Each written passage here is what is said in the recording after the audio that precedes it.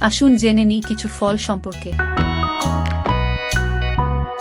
Apple রসালো সাদা মাংস সহ একটি গোল লাল ফল আপেল নামে পরিচিত। কমলা কমলা হলো একটি সাইট্রাস ফল যার একটি টুকরো গন্ধ এবং রসালো মাংস। কলা এটি একটি দীর্ঘ বাঁকা ফল যার একটি ঘন হলুদ ত্বক রয়েছে। লেবু লেবু হলো একটি হলুদ সাইট্রাস ফল যা একটি ছোট গাছে জন্মায়। প্রফুল্ল একটি চেরি একটি ছোট গোলাকার লাল ফল যা মিষ্টি বা টক হতে পারে। স্ট্রবেরি স্ট্রবেরি একটি নরম লাল ফল যা একটি নিচু গাছে জন্মায়।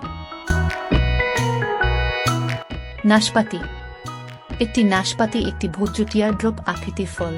এটি সাধারণত সবুজ বা হলুদ রঙের হয়। আম হলো মিষ্টি রসালো হলুদ ফল যার লম্বাটে আকৃতি।